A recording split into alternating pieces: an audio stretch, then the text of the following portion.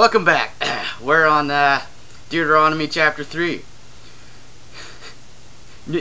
Next we turned and headed for the land of Bashan, where King Og and his entire army attacked us at Edrei. Yeah, Moses is still doing his little recap of everything that he and the Israelites have been through. But the Lord told me, do not be afraid of him, for I have given you victory over Og and his entire army, and I will give you all his land.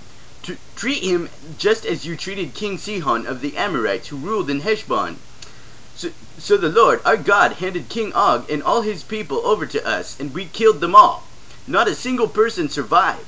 We conquered all 60 of his towns, the entire Argob region in his kingdom of Bashan. Not a single town escaped our conquest. These towns were all fortified with high walls and barred gates. We also took many unwalled villages at the same time. We completely destroyed the kingdom of Bashan, just as we had destroyed King Sihon of Heshbon. We destroyed all the people in every town we conquered, men, women, and children alike. But we kept all the livestock for ourselves, and took plunder from all the towns. That they did. If I remember correct, the plunder was like children and livestock and other wealth and women. And then they killed the children and any women that weren't virgins. They got to keep the virgin girls and divide them amongst themselves. Oh, and God. They got to divide them amongst themselves and God. So we took the land of the 2 Amorite kings east of the Jordan River, all the way from Arnon Gorge to Mount Hermon. Mount Hermon is called Sirion by the Sidonians, and the Amorites call it Senir.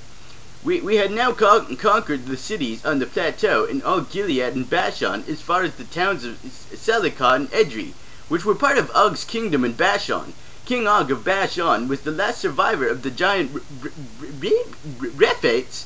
His bed was made of iron and was more than 13 feet long and 6 feet wide. It can still be seen in the Ammonite city of Rabbah. When we took possession of this land, I gave to the tribes of Reuben and Gad the territory beyond Eror along the Arnon Gorge, plus half the hill country of Gilead with its towns. Then I gave the rest of Gilead and all of Bashan, Og's former kingdom, to the half-tribe of Manasseh. This entire Argob region of Bashan used to be known as the land of Rephates. Jair, a leader from the tribe of Manasseh, conquered the whole Argob region of Bashan, all the way to the border of the Gerishites and Maccathites. Jair renamed this region after himself, calling it the town of Jair, as it is still known today. I gave Gilead to the clan of Machir, but I also gave part of Gilead to the tribes of Reuben and Gad.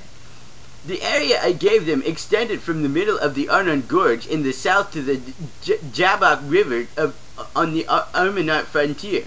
They also received the Jordan Valley, all the way from the Sea of Galilee down to the Dead Sea, with the Jordan River serving as the western boundary. To the east were the slopes of Pisgah. At that time I gave this command to the tribes that would live east of the Jordan. Although the Lord, your God, has given you this land as your property, all your fighting men must cross the Jordan ahead of you, your Israelite relatives, armed and ready to assist them. Your wives, children, and numerous livestock, however, may stay behind in the towns I have given you. When the Lord has given security to the rest of the Israelites as he has to you, and when they occupy the land the Lord your God is giving them across the Jordan River, then you may all return here to the land I have given you. At that time I gave Joshua this charge. You have seen for yourself everything the Lord your God has done to these 2 kings. He will do the same to all the kingdoms on the west side of the Jordan.